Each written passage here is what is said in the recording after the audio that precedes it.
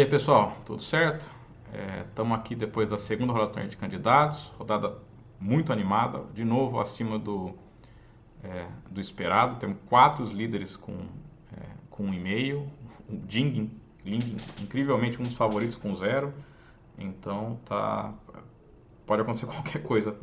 Ninguém está imune é, a esse vírus, né? Agora, só dar um resumo da rodada. Primeira partida, talvez a mais sem graça, seja o empate entre o Nepomniachtchi de brancos contra o Grishu, que foi uma variante Berlim, o final da Berlim na Rui Lopes, que talvez a parte mais interessante dela, ao menos que você não seja um especialista nessa abertura e ache interessante, mas talvez o mais curioso seja o Grishu ter gasto quase 40 minutos num lance que não estava acontecendo nada de especial. Depois a gente teve um empate entre o Wang Hao e o Giri, onde provavelmente o Guiri poderia igualar com alguma facilidade na abertura, ele jogou algum lance impreciso, até chegar numa posição depois do lance 14, onde ele simplesmente está um pouco pior.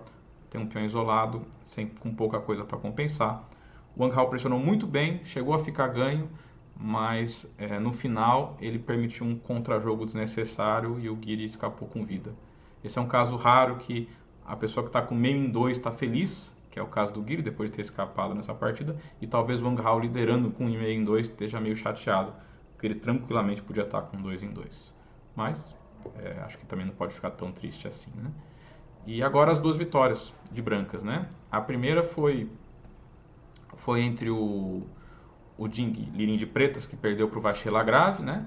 Foi uma Rui Lopes, onde debateram bastante teoria, até chegar numa posição pouco depois da teoria acabar, depois do lance 15-4 das brancas, onde o Ding jogou um lance claramente ruim.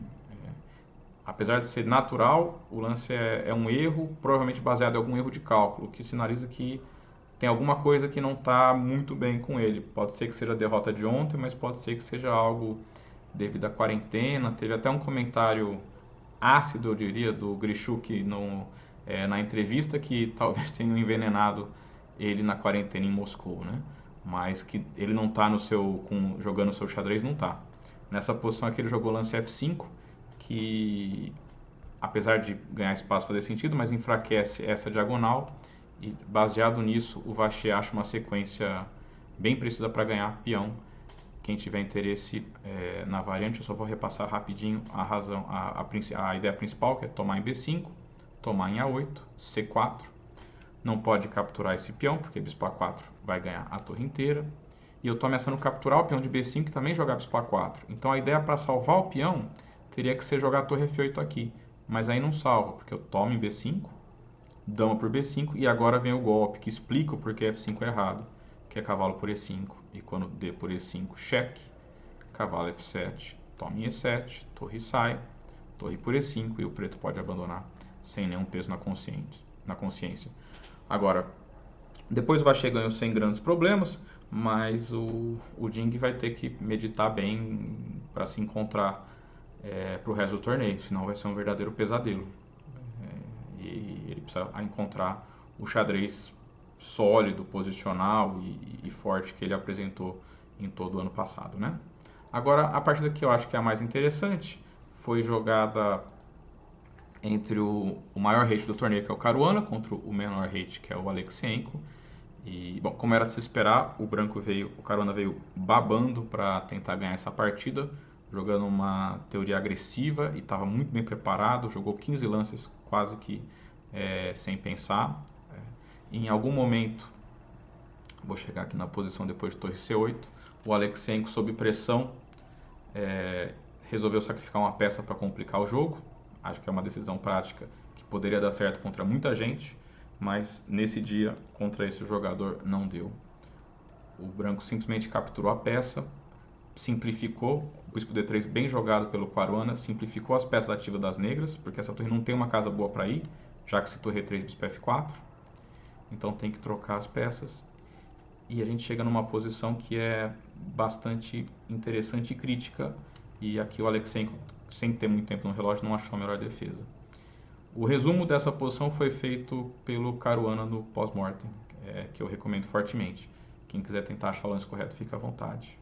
mas em essência essa peça mais das brancas, associada com essa casa forte em D5, dá uma boa chance do branco conseguir atacar o rei negro. Então era essencial jogar o lance cavalo F6, para ou simplificar ou evitar que uma peça chegasse em D5. O peão de B7 não está caindo, simplesmente tiro a torre e depois captura em D6. O branco ainda está melhor depois de cavalo F6, mas teria muito jogo pela frente. Mas o Aleksenko jogou o natural bispo por D6 e depois disso, basicamente, o caminhão Fabiano Caruana atropelou ele. Ele volta o cavalo para D5 e agora todo lance ele melhora suas peças para atacar.